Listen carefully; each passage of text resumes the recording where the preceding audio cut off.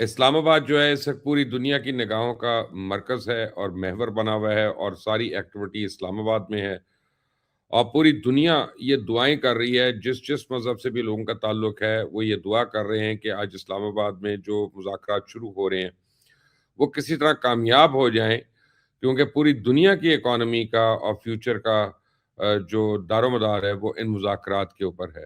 اس میں بڑی اہم چیزیں ہو رہی ہیں، اور سب سے پہلی بات یہ ہے، آپ کو بتاؤں، ہمیں ہر قسم کی قیاس رائی سے بچنا ہے۔ ہم کوئی قیاس رائی نہیں کر سکتے، ہم کسی کی فیک سٹیٹمنٹ نہیں چلا سکتے اور نہ چلانی چاہیے۔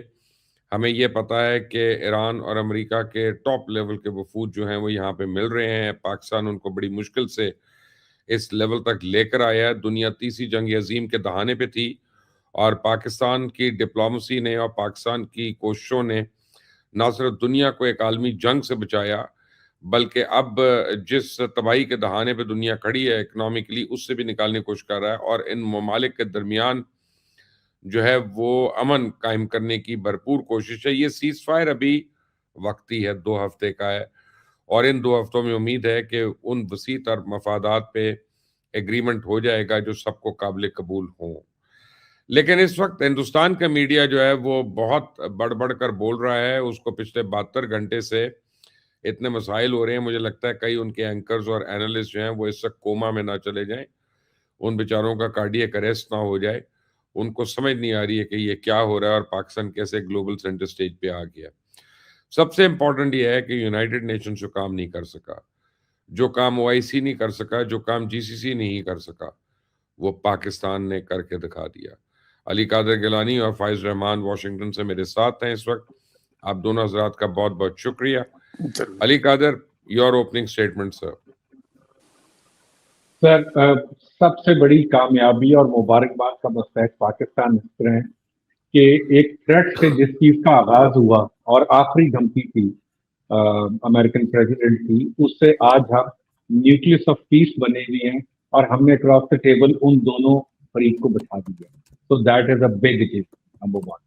اور اللہ کرے خیر خیریت سے یہ جو عارضی امن ہوا ہے یہ مستقل کی جانب گامزن، بیکاز اس کی وجہ یہ ہے کہ ہم مزید نقصان کے متحمل نہیں ہو سکتے۔ It is not only about Pakistan, لیکن نہ یہ خطے کی بات آپ کر رہے ہیں۔ جس قسم کے ڈیمیج میں آگے جا کر آپ کو بتاؤں گا کہ نیچرل ریسورسز میں پوری دنیا میں کس قسم کا نقصان ہوا ہے، اور آپ یہ چیز ذہن میں رکھیں، یہ کوئی نلکا نہیں ہے جو کل کھل جائے گا اور یہ گیس واپس آ جائے گی۔ آپ کی جو ریفائنریز بند ہوئی ہیں، آپ کے جو گیس پلانٹس بند ہوئے ہیں، وہ کبھی بھی 100% ایفیشنسی پہ نہیں آئیں گے for next couple of month.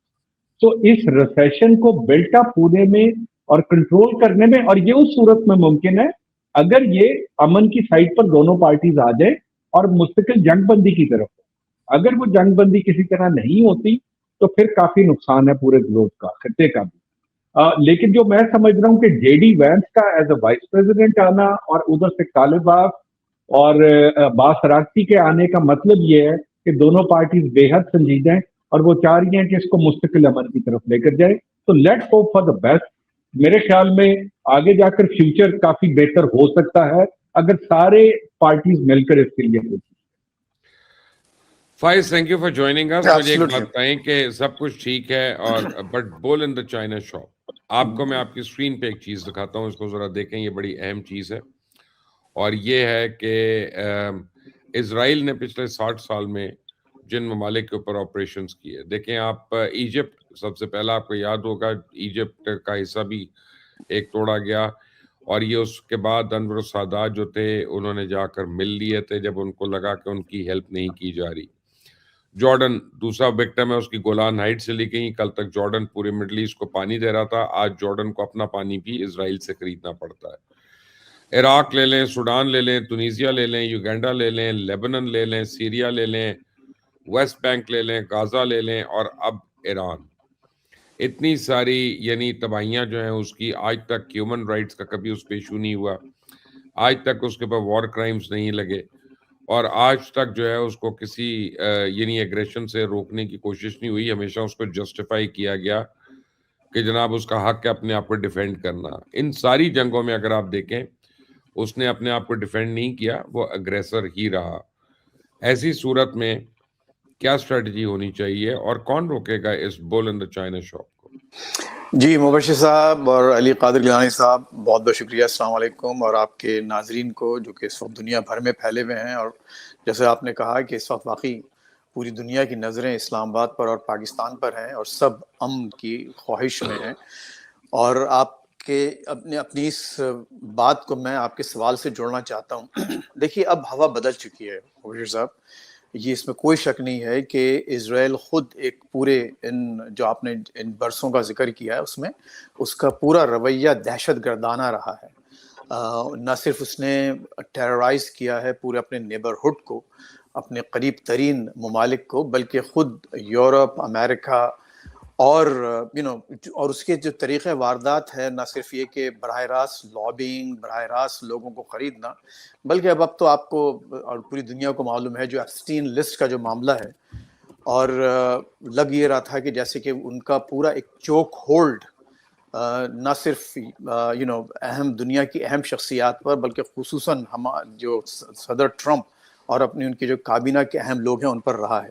لیکن اب ہوا بدلنا شروع ہو گئی. اب آپ یہ دیکھیے تاریخ میں پہلی دفعہ ایسا ہوا ہے کہ مور دین 60% امریکنز, کبھی ایسا نہیں ہوا کہ 60% سے زیادہ امریکی عوام اس وقت اسرائیل کے خلاف ہیں, اور 70% سے زیادہ یوتھ, یہ میں ابھی جو پیو بہت ہی کریڈیبل اور جو ہر جگہ کوٹ ہو رہا ہے اس سروے کی بات کر رہا ہوں, 70% جو جن زی, جو زی نسل کے لوگ جنریشن ہے اور اس کے بعد آنے والی نسلوں کے 70% یوتھ اب اسرائیل کو they can see through it and they have been against Israel and Israel's practices. تو اچھا پھر آپ نے جو ابھی وار کرائمز کی بات کی, تو آپ کو معلوم ہے نا کہ ہمارے جو نیتن یاہو صاحب ہیں وہ he has been indicted by the International Court of Justice war crimes پہ, اور تو یہ وار کرائمز کی بات کھلم کھلا کی جا رہی ہے اور شخصیات کے بارے میں بھی.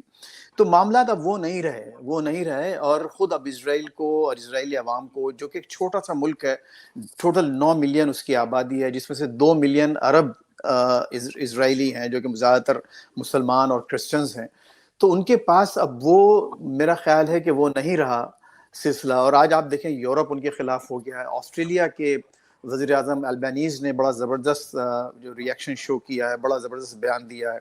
پھر اس کے علاوہ خود آپ چائنا ایون اتنا زیادہ اوورٹلی وہ ان کا ایک ٹریڈیشن ہے, کلچر ہے کہ وہ بات نہیں کرتے, لیکن آپ کو اب وہ سچویشن نہیں رہی اسرائیل کے ساتھ.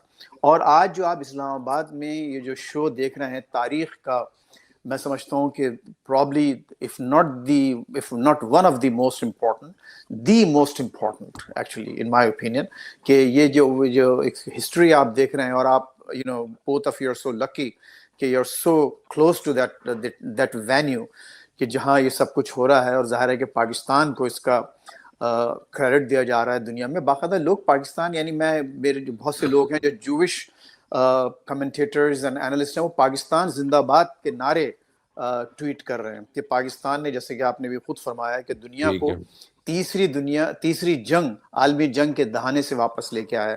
تو اسرائیل اب ایک ان کو اپنی بھی پوزیشن کا اندازہ ہو رہا ہے. ٹرمپ صاحب, کل میں نے ایک شو میں کہا تھا کہ ٹرمپ کی ایکچولی پوزیشن اس وقت یہ ہے کہ وہ ایک پھڑپھڑاتے کبوتر ہیں جو شکاری کے جال میں پھنسے ہوئے ہیں, اور وہ پوری طرح سے کوشش کر رہے ہیں کہ اس طرح سے نیتن یاہو کے بچھائے ہوئے جال سے نکلیں. اور آپ یہ دیکھیے کبھی وہ بہت اچھی باتیں کرنا شروع کر جاتے ہیں, لیکن اچانک کوئی ایک آدھ ایسے ٹویٹ کرتے ہیں کہ لگتا ہے کہ ان کی پھڑپھڑاہٹ جو ہے وہ